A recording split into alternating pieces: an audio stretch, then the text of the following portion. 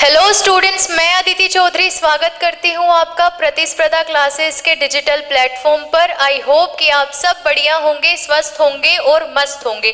तो जैसा कि हमारी केमिस्ट्री की लास्ट 2 क्लासेस कंप्लीट हो गई हैं, आज हम पहुँचे हमारी 3rd क्लास के ऊपर, जिसमें हम डिस्कस करेंगे हमारा chapter periodic classification of elements का, यानी कि तत्वों के आवर्ती वर्गीकरण के बारे में आज हम पढ़ने वाले हैं। तो देखो, तत्वों का आवर्ती वर्गीकरण पढ़ने से पहले हमें ये पता होना चाहिए कि तत्वों का आवर्ती वर्गीकरण किया क्यों गया था, यानी कि तत्वों को हम एक साथ भी तो रख सकते हैं, तो अलग अलग क्यों रखा गया तत्वों को।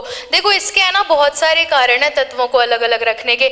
जैसे कई चीज़ें क्या होती हैं कि टेस्ट में मीठी होती हैं, कई चीज़ें टेस्ट में कैसी होती है, कड़वी होती है।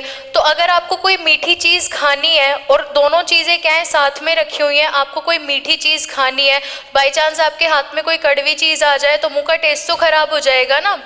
ऐसे अब देखो, जैसे हमारे पास बहुत सारी बॉल्स हैं, हम दूसरा एग्जांपल लेते हैं। हमारे पास क्या है, बहुत सारी बॉल्स हैं, तो हम क्या करते हैं, बहुत सारी बॉल्स को, बहुत सारी कलरफुल बॉल्स को एक तो एक ही बॉक्स में रख देते हैं, है ना। फिर हमें रेड बॉल चाहिए या फिर ब्लू बॉल चाहिए या फिर पिंक बॉल चाहिए, तो हमें ढूंढ के निकालनी होगी। वहीं अगर हमने रेड बॉल का अलग सेक्शन बनाया हुआ है, ब्लू बॉल्स का अलग सेक्शन बनाया हुआ है, येलो बॉल्स का, ग्रीन बॉल्स का अलग सेक्शन बनाया हुआ है, तो हमें ढूंढने की ज़रूरत थोड़ी है। वो तो हम देखेंगे कि रेड बॉल्स किस में रखी हुई हैं, हाँ इस बॉक्स में रखी हुई हैं, तो हम वहाँ से रेड बॉल ले लेंगे। तो इसीलिए जो हमारे तत्व हैं वो क्या है, अलग अलग गुणों के हैं। सबके गुण समान थोड़ी हैं, किसी के भौतिक गुण समान है, किसी के रासायनिक गुण समान है, किसी की कुछ प्रॉपर्टी मैच करती है, किसी की कुछ प्रॉपर्टीज मैच करती हैं, और कई तो ऐसे तत्व हैं जो किसी से मैच ही नहीं करते, तो उनको अलग रखना चाहिए, है ना। तो इसी वजह से तत्वों का क्या किया गया था, क्लासिफिकेशन किया गया था, उनको अलग अलग रखा गया था, क्योंकि उनके गुण जो थे वो समान नहीं थे, वो क्या थे, अलग अलग थे। जिनके गुण समान थे उनको एक साथ रखा गया, जिनके गुण अलग अलग थे उनको अलग अलग करके रखा गया। ठीक है, तो स्टार्ट करें अब। देखो, सबसे पहले यहाँ पे देखो, पढ़ने वाले क्या हैं, तत्वों का आवर्ती वर्गीकरण पढ़ने वाले हैं, पीरियोडिक क्लासिफिकेशन पढ़ने वाले हैं एलिमेंट्स का। तो जब हम पीरियोडिक क्लासिफिकेशन ही पढ़ रहे हैं तो सबसे पहले तो हमें क्या देखनी पड़ेगी, पीरियोडिक टेबल देखनी चाहिए। अब देखो यहाँ पे, ये है आपकी पीरियोडिक टेबल, अच्छे से निहार लो इसको, यही पीरियोडिक टेबल पढ़नी है। इसको कैसे कैसे एडजस्ट किया हुआ है, कौन से तत्व कहाँ रखे हुए हैं, किस तत्व को किसके साथ रखना है, किस तत्व को किसके साथ रखना है, बहुत मेहनत हुई थी इसके पीछे, है ना। बहुत सारे साइंटिस्ट जो थे हमारे, उन्होंने बहुत दिमाग लगा के लास्ट में ये पीरियोडिक टेबल जो है, ये हमारे हेनरी मोज़ले सर ने क्या की थी, हमें ये मॉडर्न पीरियोडिक टेबल दी थी। ये जो आप टेबल देख रहे हो ना, पीरियोडिक टेबल, ये पीरियोडिक टेबल का जो नाम है वो क्या है, मॉडर्न पीरियोडिक टेबल। किसने दी थी, हेनरी मोज़ले ने दी थी। ओके, ये हम आगे पढ़ने वाले हैं अभी। उससे पहले भी जो जो साइंटिस्ट आए, उन्होंने जो जो तरीके अपनाए पीरियोडिक टेबल को सेट करने के, कैसे कैसे उन्होंने एलिमेंट्स को सेट करा, हम वो भी पढ़ने वाले हैं। थोड़ा सा इसकी हिस्ट्री में जाने वाले, पास्ट की चीज़ों को पढ़ने वाले हैं। देख लिया आपने। अब यहाँ देखो, ये पूरी पीरियोडिक टेबल है। यहाँ देखिए, ये वाला जो आपका है एस ब्लॉक है, इसमें एल्कली मेटल्स हैं और क्या है, एल्कलाइन अर्थ मेटल्स हैं। इसमें क्षारीय धातुएं और क्षारीय मृदा धातुएं दोनों ही हैं आपके इसमें एस में। उसके बाद यहाँ देखो, ये वाली जो है आपके डी ब्लॉक एलिमेंट्स, इनको हम क्या कहते हैं, ट्रांजिशन मेटल्स भी बोलते हैं इनको। हिंदी में क्या बोला जाता है, संक्रमण धातुएं। उसके बाद अगर हम यहाँ पे आए एफ ब्लॉक पर, तो इनको कहा जाता है इनर ट्रांजिशन मेटल्स, जिनको कहा जाता है अंतः संक्रमण धातुएं। ठीक है, इसके बाद आओ पी पर, तो पी पे जितने भी आपको ये ग्रीन ग्रीन दिख रहे हैं ना यहाँ पे, ये क्या है, मेटलोइड्स हैं। क्या है ये, मेटलोइड्स आपकी उप धातुएं हैं। फिर आपका जो ये वाला पोर्शन है, ये किस में आता है, धातुओं में आता है। उसके बाद ये आपकी क्या है, अक्रिय गैसें हैं। जिस एलिमेंट को जहां होना चाहिए वो वहीं ही रखा हुआ है। देखो, इस वाले एलिमेंट में आपकी धातुएं आती हैं, पर जो आपकी हाइड्रोजन है वो धातु नहीं है, वो क्या है, अधातु है। ठीक है, ये चीज़ आपको याद रखनी है। अब यहाँ पे एक चीज़ आप ये देखो कि यहाँ पे जो आपका वर्गीकरण है वो किसके आधार पर किया गया है, किस बेस पे वर्गीकरण किया गया है। तो यहाँ देखो हाइड्रोजन को 1 नंबर, फिर यहाँ हीलियम को 2 नंबर, फिर लिथियम 3, 4, 5, 6, 7, 8, 9, 10, यानी कि पूरे परमाणु क्रमांक के आधार पर इनको क्या किया हुआ है, दिखाया हुआ है। पूरे परमाणु क्रमांक के आधार पर इनको अपनी अपनी जगह पे रखा हुआ है। अब यहाँ पे इसका मतलब जो हमारी आवर्त सारणी है, इसका जो बेस है, जो आधार है, वो क्या हो जाएगा, परमाणु क्रमांक हो जाएगा आपका एटॉमिक नंबर।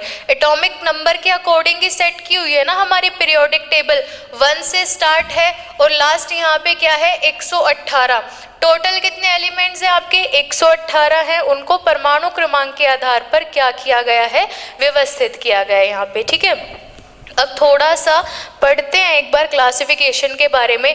तो देखो स्टार्टिंग में जब हम बात करें हमारे 18वीं जो है उसके बारे में, जैसे हमारे आगे आप पढ़ोगे इसमें, देखो 1800 ईस्वी की बात कर रहे हैं हम, सन 1800 की बात कर रहे हैं। तो इसके अकॉर्डिंग क्या था कि सन 1800 में हमारे पास कुछ इस टाइम ही लगभग आगे पीछे हमारे पास क्या था, सिर्फ 31 तत्व ज्ञात थे। 31 एलिमेंट्स का हमें क्या था, पता था, 31 तत्वों का। उसके बाद उस टाइम के जो साइंटिस्ट थे, जो भी उस टाइम साइंटिस्ट आए थे, उन्होंने फिर 31 तत्वों का ही क्लासिफिकेशन किया।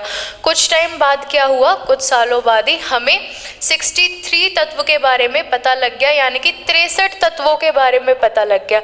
अब आप सोचो, पहले 31 तत्व पता है, फिर उसके बाद 63 पता है, तो पहले वाला क्लासिफिकेशन तो अपने आप गलत हो जाएगा।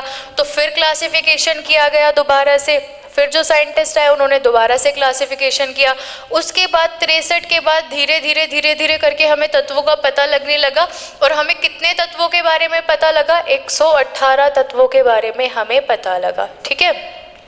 तो फिर उसके हिसाब से क्या किया गया था, वर्गीकरण किया गया था, तत्वों को क्या किया गया था, एडजस्ट किया गया था, ठीक है। अब तत्वों का वर्गीकरण जो किया गया है, अगर आप नॉर्मल भाषा में पूछोगे कि मैम तत्वों का वर्गीकरण क्यों किया गया, तो सिर्फ इसलिए किया गया ताकि हम तत्वों को एक सरल भाषा में पढ़ सकें, उनका अध्ययन आसानी से कर सके, सिर्फ इसलिए क्या किया गया था, तत्वों का वर्गीकरण किया गया था, ओके।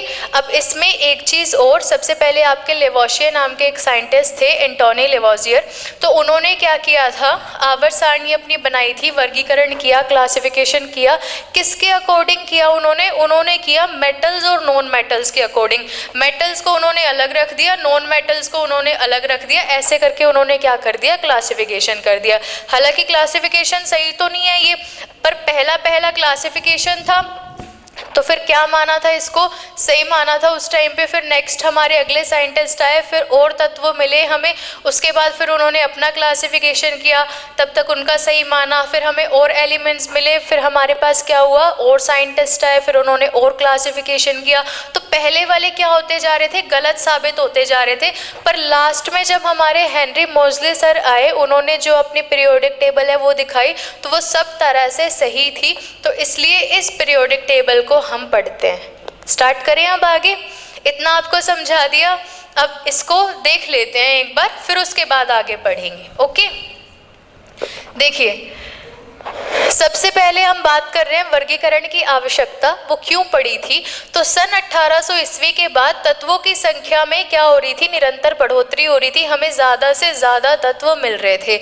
इसके बाद इनका जो वर्गीकरण है, तत्वों की संख्या में बढ़ोतरी होने के कारण इनका जो वर्गीकरण है उसको करना मुश्किल हो गया। इसको सरल बनाने के लिए, यानी कि जब हमें तत्व मिलते जा रहे थे ना, तो फिर क्या हो गया था, उनको पढ़ना, उनको संभालना थोड़ा सा मुश्किल हो गया था। तो फिर इसलिए उसके वर्गीकरण की क्या पड़ी थी, आवश्यकता पड़ी थी। जैसे यहाँ पे लिखा भी हुआ है कि तत्वों और उनके यौगिकों का अध्ययन सरल बनाने के लिए तत्वों के वर्गीकरण की आवश्यकता महसूस हुई।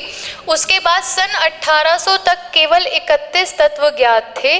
सन 1865 तक 63 तत्वों की जानकारी हो गई थी।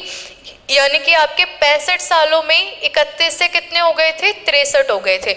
उसके बाद देखो वर्गीकरण का अर्थ है जो तत्व रासायनिक भौतिक गुणों में समान है उनको एक साथ रखा जाए और जो रासायनिक भौतिक गुणों में अलग अलग है उनको अलग अलग रखा जाए। ठीक है भाई, देखो अगर हमारे पास कोई स्वीट्स हैं तो स्वीट्स का कॉर्नर हम अलग बनाएंगे ना। अगर कोई ऐसी डिश है जो थोड़ा नमकीन टाइप है तो नमकीन का कॉर्नर अलग बनाएंगे। अगर हमारे पास स्वीट डिश है तो वो अलग रखी जाएंगी, नमकीन है तो वो अलग रखी जाएंगी। और अगर हमारे पास कोई दूसरी डिश है जो मीठी भी नहीं है नमकीन भी नहीं है तो उनको अलग रखा जाएगा, या फिर जूसेस को अलग रखा जाएगा, कोल्ड ड्रिंक्स को अलग रखा जाएगा। तो सबको सेपरेट सेपरेट करके रखा जाता है, क्यों? उनके गुणों के आधार पे। ऐसा ही है ना, अब यहाँ पे भी कुछ ऐसा ही है। इसी तरह से इनको क्या रखा जाता है, इनकी भौतिक अवस्थाएं या भौतिक गुण या फिर रासायनिक गुण को देख के क्या किया जाता है, अलग अलग करके रखा जाता है। लास्ट देखिए, इसमें तत्वों को सर्वप्रथम वर्गीकृत करने के लिए एक फ्रांस के वैज्ञानिक लेवोशिए ने किया था इनको सबसे पहले वर्गीकृत। लेवोशिए ने तत्वों का वर्गीकरण धातु और अधातु में किया था। किसमें किया था? धातु और अधातु में। ये सब मैं आपको इससे पहले बता चुकी हूँ, ये बस आपके नोट्स के लिए है कि नोट्स लिखने में आपको कोई प्रॉब्लम ना आए। ओके, आगे चलिए हम नेक्स्ट देखते हैं। देखिए, हाँ जी, तो ये आपका मेन स्टार्ट हो रहा है यहाँ पे। देखो सबसे पहले जो तत्वों का वर्गीकरण था वो किया था डॉबेराइनर ने, जिनको कहा जाता है डॉबेराइनर के त्रिक, क्योंकि इन्होंने क्या किया था, त्रिक को इंग्लिश में कहते हैं ट्राइड्स। इन्होंने दिए थे अपने ट्राइड्स। अब ट्राइड्स इन्होंने कैसे दिए थे, इन्होंने बनाए भाई तीन तीन जो आपके एलिमेंट्स है ना उनके ग्रुप बनाए, समूह बनाए। 3 एलिमेंट्स का एक ग्रुप, फिर 3 एलिमेंट्स का एक ग्रुप, फिर 3 एलिमेंट्स का एक ग्रुप, ऐसे बनाया। और इन्होंने कहा कि हम जो तत्व हैं, हमारे जो एलिमेंट हैं उनको कैसे एडजस्ट करेंगे, उनको हम बढ़ते हुए क्रम में, बढ़ते हुए द्रव्यमान के क्रम में क्या करेंगे, लिखेंगे। ठीक है, कैसे लिखेंगे, बढ़ते हुए द्रव्यमान के क्रम में। अब आप क्या करोगे, जैसे आपने माने 3 है हमारे पास, 1 2 3, तो आप क्या करोगे, बढ़ते हुए द्रव्यमान के क्रम में लिखोगे। पहले वाले का द्रव्यमान सबसे कम, उससे ज़्यादा दूसरे वाले का, और सबसे ज़्यादा तीसरे वाले का।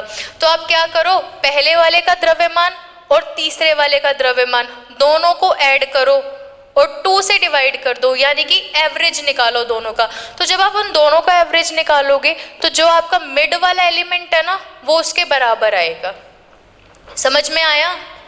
नहीं आया होगा अभी, समझ में है ना, आएगा अभी। जब हम डॉबेराइनर के ट्राइड्स पढ़ेंगे तब आराम से समझ में आएगा। अभी सिर्फ इतना देख लो कि उन्होंने हमें क्या बताया था। ठीक है, अब देखो नेक्स्ट है इसमें न्यूलैंड का अष्टक सिद्धांत। तो न्यूलैंड ने अपने सुरों को लेके एक सिद्धांत दिया था जिसे क्या कहा जाता है, न्यूलैंड का अष्टक सिद्धांत कहा जाता है। उसके बाद आती है हमारी मेंडलीफ की आवर्त सारणी। मेंडलीफ की आवर्त सारणी काफ़ी फेमस हुई थी, है ना, काफ़ी फेमस, बहुत ज़्यादा फेमस।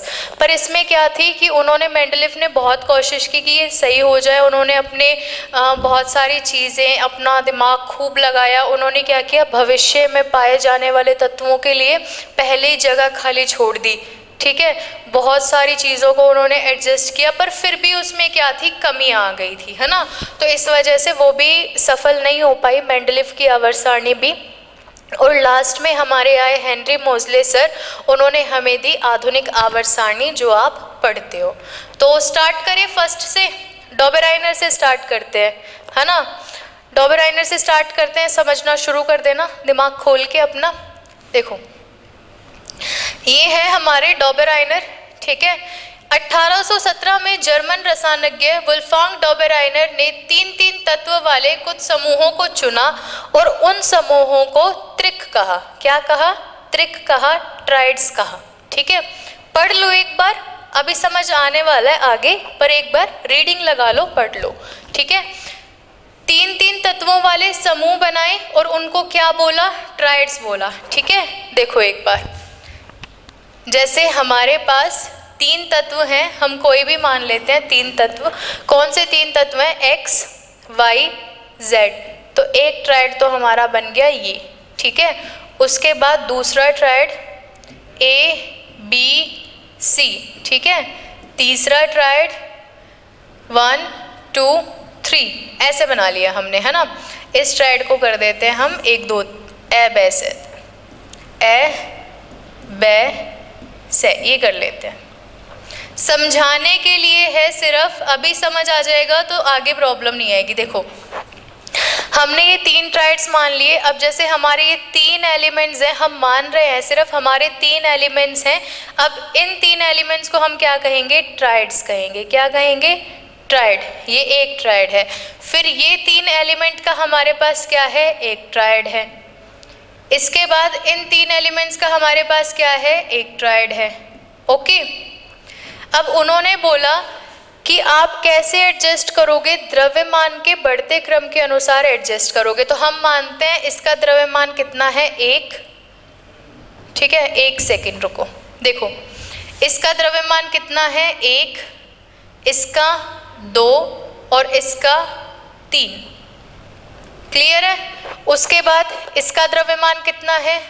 5, फिर 6 और फिर 7।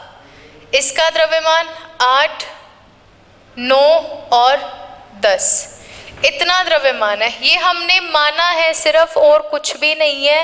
ये मत बोलना कि ये डॉबरआइनर के ट्राइड थे, ऐसे नहीं थे। मैं आपको सिर्फ समझाने के लिए बता रही हूँ। ठीक है, हम मान लेते हैं 3 एलिमेंट्स के क्या हैं? ये ट्राइड है। हमने इसको, ये इनका द्रव्यमान है 1, 2, 3, 5, 6, 7, 8, 9, 10। ये इनका क्या है? द्रव्यमान है।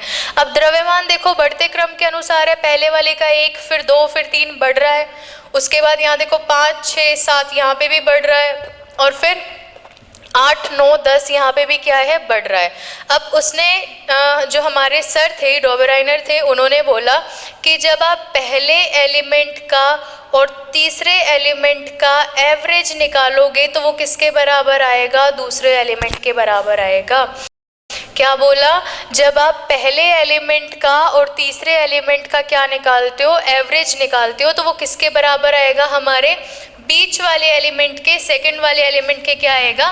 बराबर आएगा। पढ़ो एक बार लाइन। डॉबरआइनर के अनुसार त्रिक के तीनों तत्वों को परमाणु द्रव्यमान के आरोही क्रम में, आरोही क्रम का मतलब क्या है? इंक्रीज ऑर्डर, इंक्रीज ऑर्डर, यही मतलब है। ठीक है, इंक्रीज ऑर्डर में व्यवस्थित करने पर बीच वाले तत्वों का परमाणु द्रव्यमान अन्य 2 के परमाणु द्रव्यमान का लगभग औसत होता है। क्या होता है? देखो डॉबरआइनर के अनुसार त्रिक के 3 तत्वों को परमाणु द्रव्यमान के आरोही क्रम में व्यवस्थित करने पर बीच वाले तत्वों का परमाणु द्रव्यमान अन्य 2 तत्वों के परमाणु द्रव्यमान का लगभग क्या होता है? औसत होता है। अब आप आगे चलिए, अब आपको समझ आएगा। देखो ये थे आपके डॉबरआइनर के ट्राइड्स। समझाते हैं, अभी क्लियर होगा यहीं पे ही, इसी क्लास में। देखो डॉबरआइनर ने जो ट्राइड्स दिए थे वो ये थे। पहले आपके ये 3 एलिमेंट्स थे, फिर ये 3 एलिमेंट्स और ये 3 एलिमेंट्स। ये डॉबरआइनर के ट्राइड्स हैं। अब देखो lithium, sodium, potassium, calcium, strontium, barium, chlorine, bromine और आयोडीन। सबसे पहले इनके केमिकल सिंबल लिखते हैं। यहाँ देखो lithium Li, sodium Na, potassium K, calcium Ca, strontium Sr, barium Ba, chlorine Cl, bromine Br, iodine I। Clear है? ये हमारे क्या हैं? 3 एलिमेंट्स के ग्रुप हैं हमारे पास, ट्राइड्स हैं। ठीक है, अब देखें यहाँ पे लिथियम का एटॉमिक मास कितना है? 7, सोडियम का एटॉमिक मास 23 और पोटेशियम का एटॉमिक मास 39। ऊपर से नीचे जाने पर क्या हो रहा है? ये इंक्रीज हो रहा है। जब हम ऊपर से नीचे जा रहे हैं तो ये क्या हो रहा है? इंक्रीज हो रहा है। ये इंक्रीज का सिंबल ही आपका क्या हो रहा है? इंक्रीज हो रहा है ना। अब सेकंड वाला ग्रुप देखो, ऊपर से नीचे जा रहे हो, क्या हो रहा है? इंक्रीज हो रहा है। यहाँ पे भी ऊपर से नीचे जा रहे हो, क्या हो रहा है? इंक्रीज हो रहा है। क्या इंक्रीज हो रहा है? एटॉमिक मास इंक्रीज हो रहा है। अब उन्होंने ये बोला था कि फर्स्ट वाले और थर्ड वाले को जब आप ऐड करोगे और 2 से डिवाइड करोगे, यानी कि उसका एवरेज निकालोगे, तो वो किसके बराबर आएगा? आपके बीच वाले तत्व के बराबर आएगा। ठीक है, देखो पहले वाले तत्व का कितना? 7, दूसरे वाले तत्व को तो हमें देखना ही नहीं है क्योंकि दूसरे वाले तत्व के तो बराबर ही आना चाहिए। तीसरे वाले का कितना 39, एवरेज निकालना है इसका। देखो लिथियम 7, फिर ये 39, एवरेज निकालोगे 2 से डिवाइड करोगे, अब देखो कितना आएगा। 39 और 7 कितने होते हैं बताओ? 39 और 7 कितने होते हैं? 46। 46 को किससे डिवाइड करोगे? 2 से। अब डिवाइड करो, 2 2 ज़ा 4, 2 3 ज़ा 6, कितना आया? 23। और यहाँ पे हमारा जो सोडियम का एटॉमिक मास है वो भी कितना है? 23। इक्वल आ रहा है? इक्वल आ रहा है ना। उन्होंने बोला यहाँ तो इक्वल आना चाहिए या फिर लगभग समान आना चाहिए, थोड़ा ही अंतर आना चाहिए, ज़्यादा अंतर नहीं आना चाहिए। तो यहाँ पे हमारे पास क्या आ गया? 23 आ गया, कोई अंतर नहीं आ रहा है इसमें। सेम हमें वहाँ पे भी 23 मिला है और यहाँ पे भी कितना है? 23 है। अब अगला देखो, कैल्शियम का कितना? 40।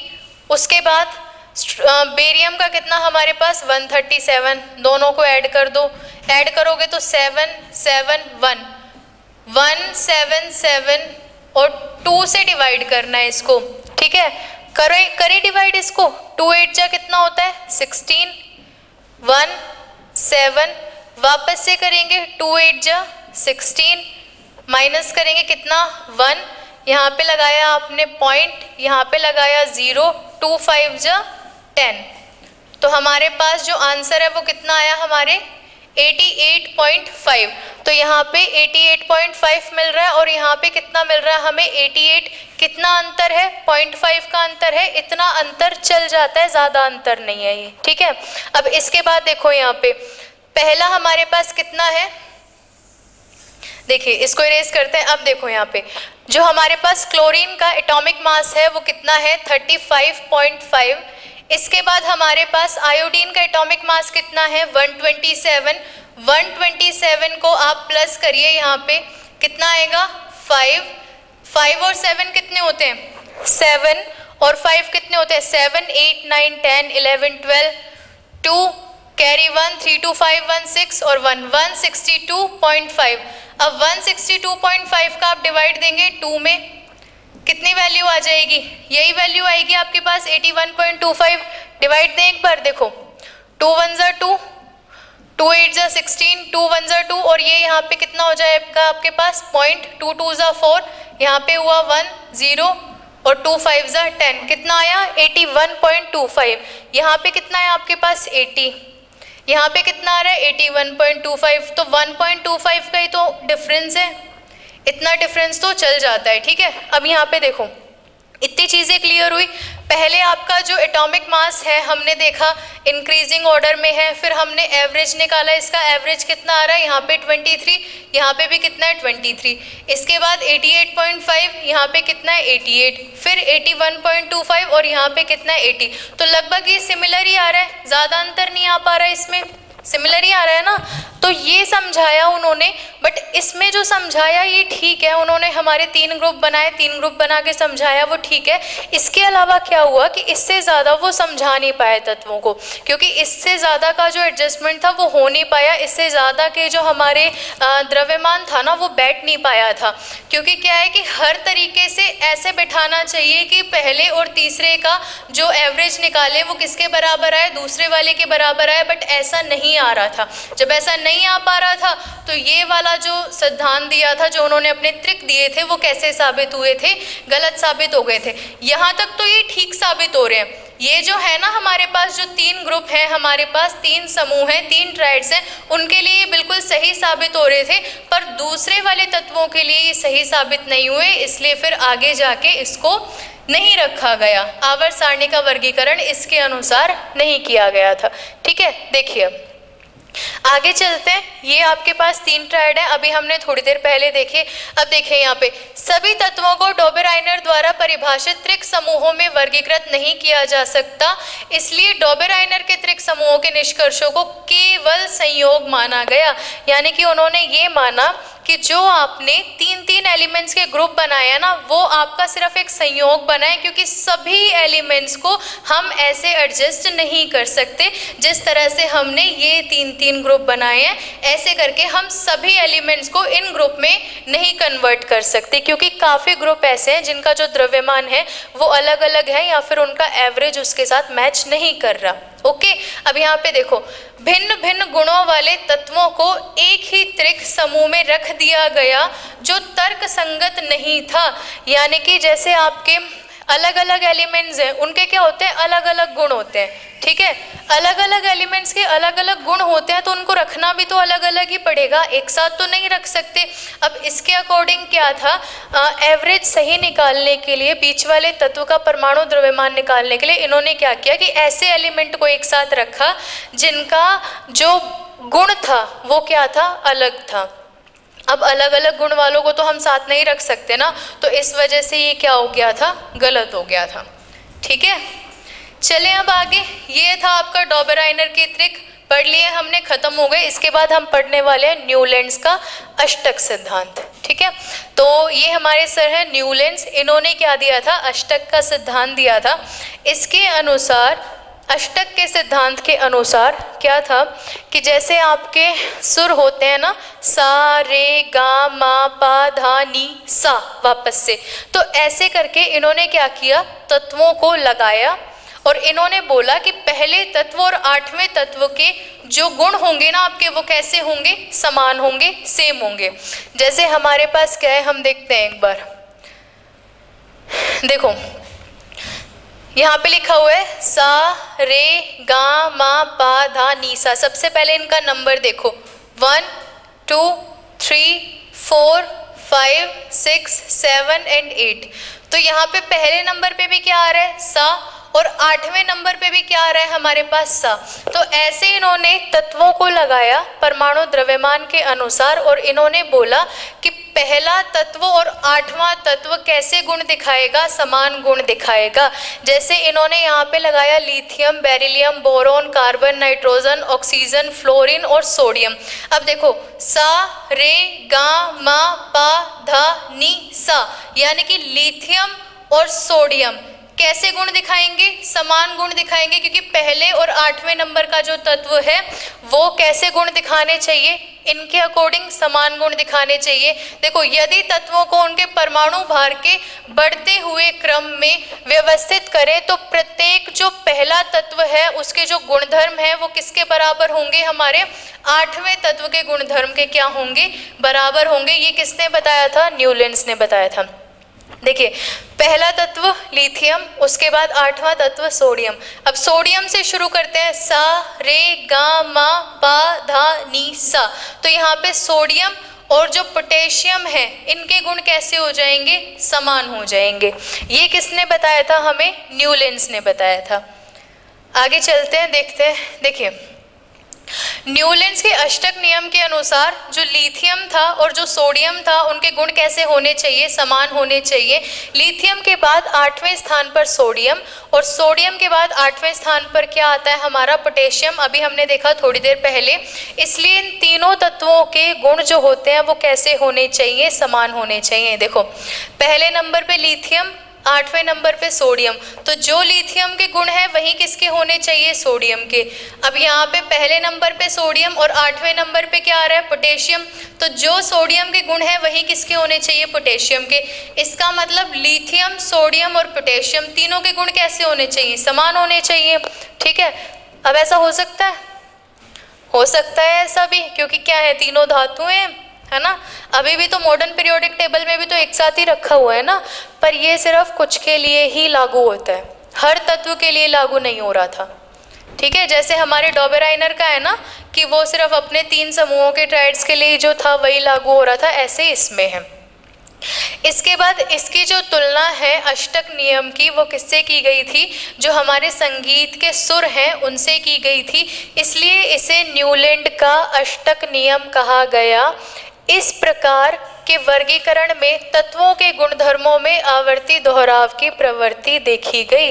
यानी कि इसमें क्या हो रहा था, बार बार से दोहराव हो रहा था। लिथियम के गुण सोडियम के समान, सोडियम के गुण पोटेशियम के समान, तो ऐसे क्या हो रहा था, दोहराव हो रहा था बार बार। फिर जो मेन चीज़ है ना, इसमें मेन चीज़ जो मेन है वो ये है कि उस समय क्या था कि हमें अक्रिय गैसों के बारे में अभी नहीं पता था। जो अक्रिय गैसें थी ना, उसके बारे में अभी पता नहीं लगा था। तो जब अक्रिय गैसों के बारे में तब नहीं पता लगा था तो उनको रखते कहाँ पे फिर? अभी तो हमें पता ही नहीं था कि अक्रिय गैसें भी होती हैं, ठीक है। उसके बाद इसलिए इस आधार पर वह सभी तत्वों को वर्गीकृत नहीं कर सका, इसलिए जो हमारे ये वाला जो सिद्धांत है वो हमारी आवर्त सारणी पे लागू नहीं हुआ था। इसके बाद हम पढ़ने वाले मेंडलीफ की आवर्त सारणी के बारे में। तो मेंडलीफ की आवर्त सारणी एक बार देख लेते हैं, उसके बाद आगे बढ़ते हैं। देखिए, तो अष्टक के सिद्धांत की जो कुछ कमियां हैं पहले वो देख लेते हैं, बाद में हम मेंडलीफ का देखेंगे। देखो, ये जो सिद्धांत था वो सिर्फ कैल्शियम तक ही लागू होता था, ज़्यादा परमाणु द्रव्यमान वाले तत्वों के लिए ये सिद्धांत लागू नहीं होता था। पहली याद करने वाली चीज़, क्योंकि ये कमियां आपकी पूछी जाती हैं काफ़ी ज़्यादा कि ये जो सिद्धांत था वो कहाँ तक लागू होता था, कैल्शियम तक।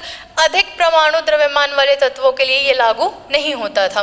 दूसरी चीज़ देखिए, न्यूलैंड्स ने यह कल्पना की थी कि इस संसार में केवल 56 ही तत्व हैं तथा भविष्य में कोई अन्य तत्व नहीं पाया जाएगा। तो इसलिए उसने जो अपनी वो थी ना आवर्त सारणी, उसमें उसने कोई भी खाली जगह नहीं छोड़ी थी, क्योंकि उसने ये सोचा था कि जितने तत्व अभी हैं हमेशा उतने ही तत्व रहेंगे, कोई एक्स्ट्रा तत्व नहीं पाया जाएगा, ठीक है। तो ये भी बहुत बड़ी कमी थी।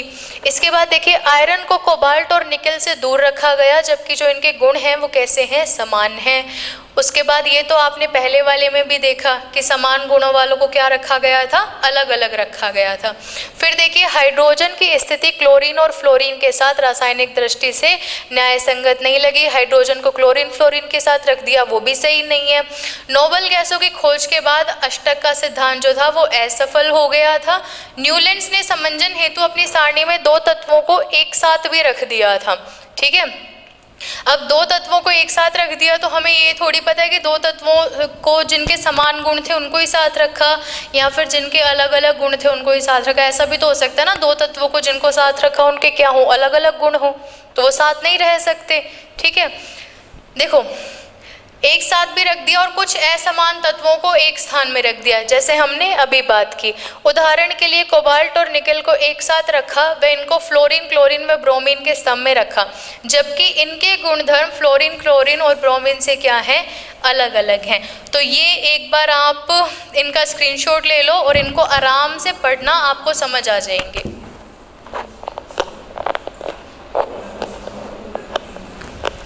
चलें आगे। इसके बाद आगे चलते हैं। देखिए, हाँ जी, तो हम स्टार्ट करने वाले हैं अब मेंडलीफ की आवर्त सारणी। तो देखो, एक बार पहले आवर्त सारणी देख लेते हैं मेंडलीफ की। ये आवर्त सारणी है, ठीक है। इसमें पहले आपको देखने हैं कि कितने आपके स्तंभ हैं टोटल।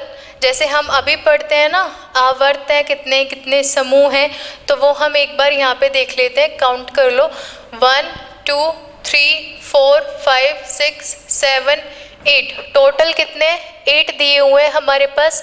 यहाँ से भी काउंट कर लो आप, 1 2 3 4 5 6, कितने हैं 8 और 6।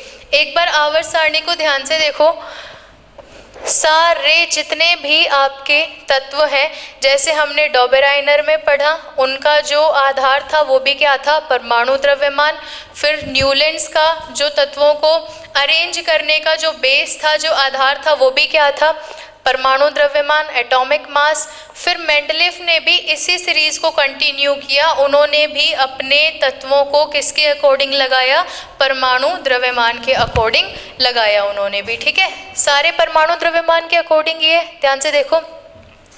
लिथियम देखो 6.939, उसके बाद बेरिलियम 9.012, फिर बोरोन 10.81, कार्बन 12.011, नाइट्रोजन 14.007। तो ऐसे जो हैं आपके तत्व, इनको क्या है, बढ़ते हुए क्रम के अनुसार लगाया, पहले वाले का कम, फिर उससे ज़्यादा, फिर उससे ज़्यादा, फिर उससे ज़्यादा, फिर सबसे ज़्यादा, ऐसे करके क्या किया था उन्होंने, एडजस्ट किया था तत्वों को। ठीक है, अब एक बार आते हैं इस पे, पर एक बार वापस चलते हैं।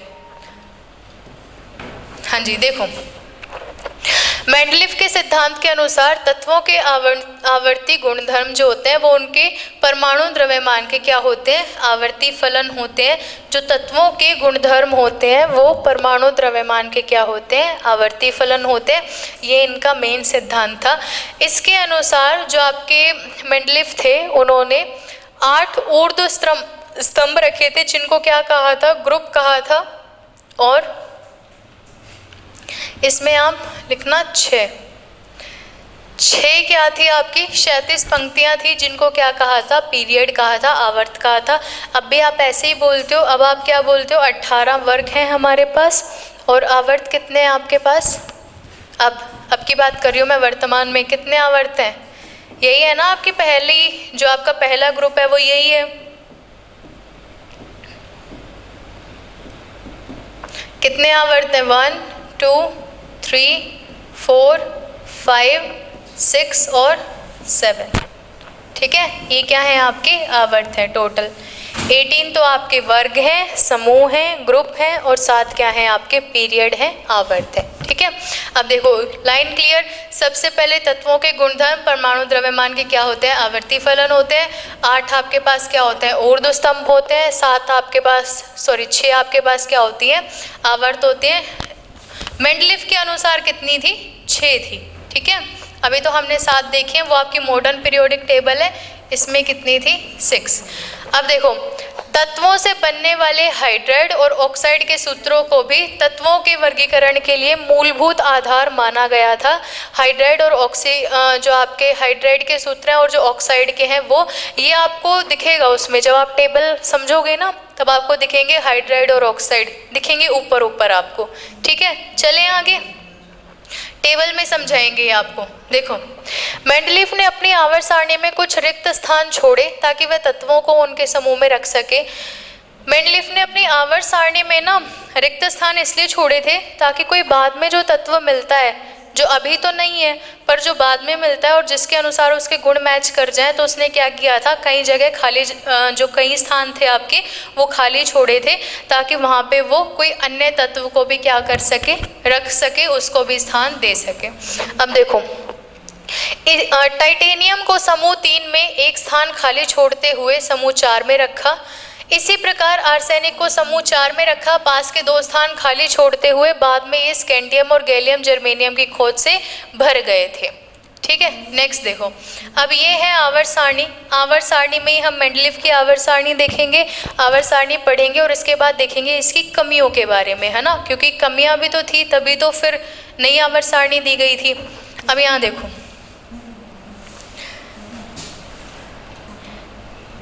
यहाँ देखिए, देखो सबसे पहले ग्रुप की बात करते हैं। ग्रुप चेक कर लो, 1 2 3 4 5 6 7 8 हो गए। पीरियड चेक कर लो, 1 2 3 4 5 6 हैं। अब देखो यहाँ पे ये चीज़ अलग है कि हमारी first series, second series, first series, second series, first series, second series, ये अलग है।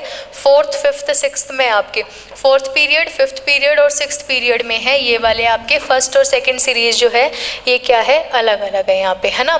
अब देखो यहाँ पे आपकी एक ट्रांजिशन सीरीज दी हुई है, उसके बाद आपके जो ध्यान देने वाली चीज़ है वो ध्यान देने वाली चीज़ ये है, देखिए यहाँ पे आपके हाइड्राइड और ऑक्साइड के फॉर्मूले दिए हुए हैं ऊपर। यहाँ देखो R2O RH दिए हुए हैं, उसके बाद यहाँ पे RO RH2 ये भी दिया हुआ है, फिर यहाँ पे R2O3 RH3 RO2 RH4, ये सब किसके हैं, ऑक्साइड के और आपके हाइड्राइड के क्या दिए हुए हैं, फॉर्मूले दिए हुए हैं। इसके अकॉर्डिंग क्या होगा कि जो इनमें आने वाले तत्व हैं वो इस फॉर्मूले के अकॉर्डिंग क्या बनाएंगे, ऑक्साइड और हाइड्राइड बनाएंगे। R की जगह हम क्या लिख देंगे, इन तत्वों में से नाम लिख देंगे किसी का भी। जैसे सबसे पहले हमारा, अगर हम बोरोन की बात करते हैं, बोरोन की बात करते हैं तो बोरोन का हम कैसे लिखेंगे,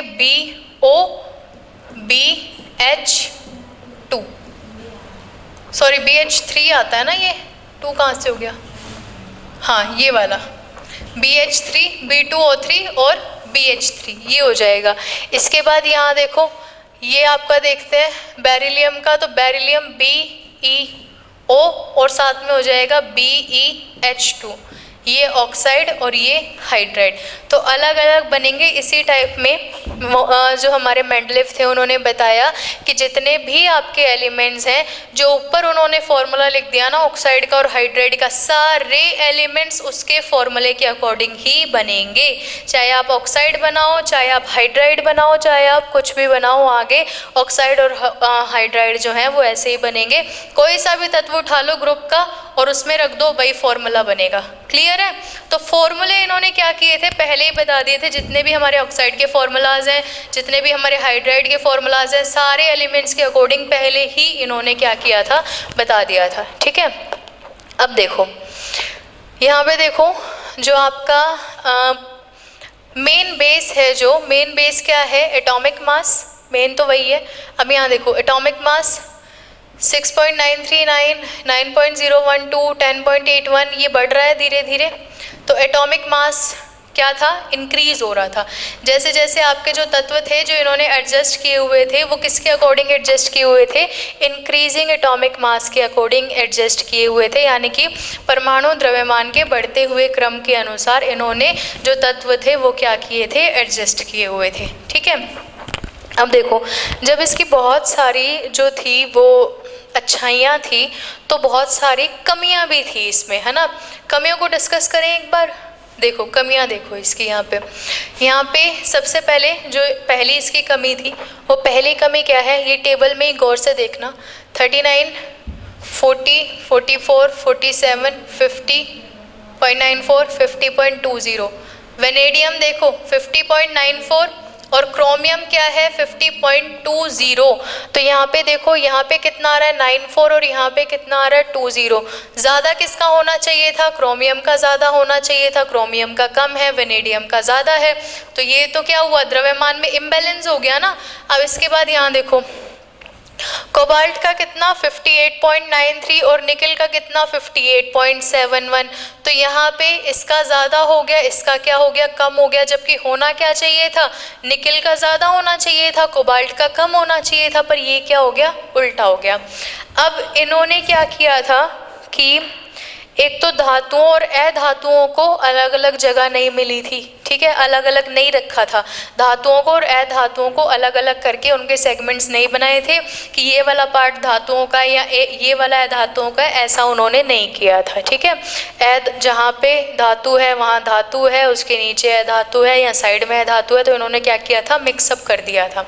ठीक है, दूसरी चीज़ क्या थी कि जो हमारे तत्व ऐसे थे जिनके असमान गुण थे, जिनके गुण आपस में मैच नहीं कर रहे थे, इन्होंने उसको भी क्या रखा था, एक जगह पे रख दिया था, आसपास रख दिया था।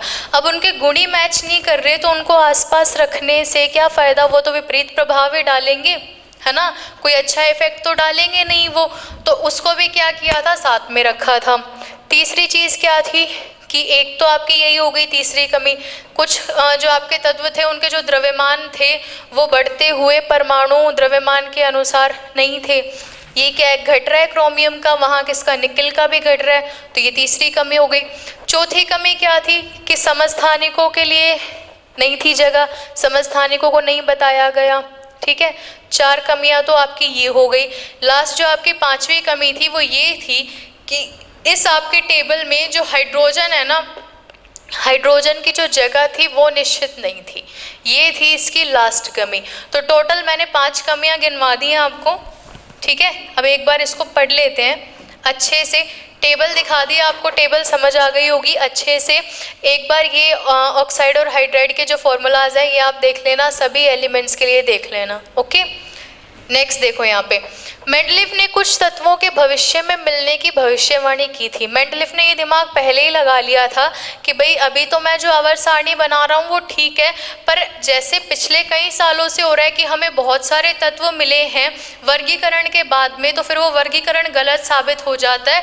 मेरा वर्गीकरण, मेंडलीव का वर्गीकरण गलत साबित ना हो, इसलिए उन्होंने क्या किया, आवर्त सारणी में पहले ही खाली स्थान छोड़े, किसके लिए, कि कोई बाद में एलिमेंट मिले तो वो उसमें अपनी जगह ले सके। ठीक है। छोड़े रिक्त स्थानों को भरने के लिए उन तत्वों का नामकरण मेंडलीफ ने एका बोरोन, एका एल्यूमिनियम व एका सिलिकॉन किया। यहाँ शब्द जो एका शब्द है वो संस्कृत से लिया गया है, जिसका मतलब होता है एक। इसमें हमें यह ज्ञात होता है कि नया मिलने वाला तत्व उस समूह में पिछले तत्व से कितने स्थान नीचे होगा। क्लियर है? आगे देखिए अब इसमें उत्कृष्ट गैसों के बाद में खोजे जाने पर भी उन्होंने मेंडलीफ की आवर्त सारणी में जगह बनाई थी, उनको भी स्थान मिला था। उनको क्या कहा था मेंडलीफ ने? उनको कहा था जीरो ग्रुप। ठीक है। अब जैसे हमारे जो न्यूलैंड्स थे, न्यूलैंड्स ने जो अपना सिद्धांत दिया था उसमें क्या कहा था? नोबल गैसों के बारे में उन्होंने नहीं बताया था, ना ही उन्होंने खाली जगह छोड़ी थी नए मिलने वाले तत्वों के लिए।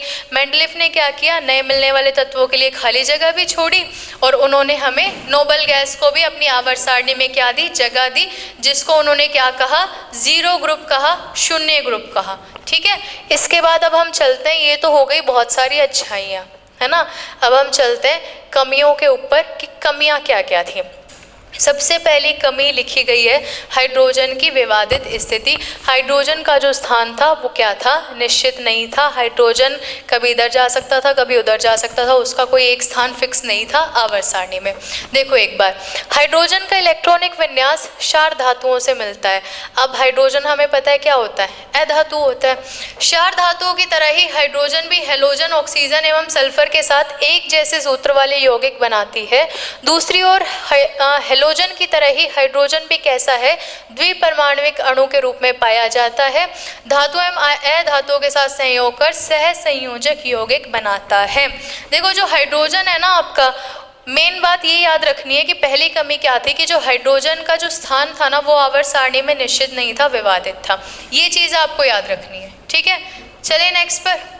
अब यहाँ देखो दूसरा, जैसे मैंने बताया समस्थानिकों के बारे में नहीं बताया गया, है ना। अब आपको पता है एक ही तत्व के कितने सारे समस्थानिक होते हैं, तो समस्थानिकों के बारे में नहीं बताया गया था। देखिए समस्थानिक वे तत्व हैं जिनके रासायनिक गुण समान होते हैं, परमाणु द्रव्यमान क्या होते हैं? भिन्न भिन्न होते हैं।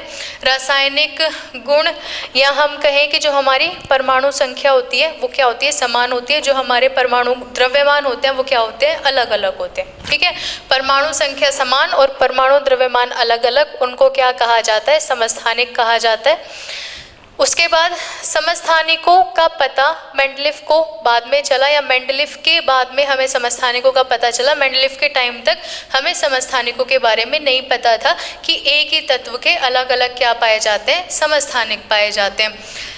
लेकिन इन तत्वों को मेंडलीफ की आवर्त सारणी में जगह देना क्या बन गया था? चुनौती बन गया था, क्योंकि जो जगह छोड़ी हुई थी वो जगह क्या थी कि हमारे तत्वों के लिए छोड़ी गई थी। समस्थानिकों के बारे में उस टाइम पे नहीं पता था, बाद में पता चला समस्थानिकों के बारे में, तो बाद में क्या उनका एडजस्टमेंट नहीं हो पाया था। ठीक है। नेक्स्ट देखते हैं इसमें। नेक्स्ट है आपका अधिक द्रव्यमान वाले तत्व। मेंडलीफ ने कभी कभी कम द्रव्यमान वाले, जैसे अभी मैंने आपको एग्जाम्पल दिया था, किसका एग्जाम्पल दिया था? कोबाल्ट और निकिल का, है ना। किसका एग्जाम्पल था? देखो वापस चलो आवर्त सारणी में।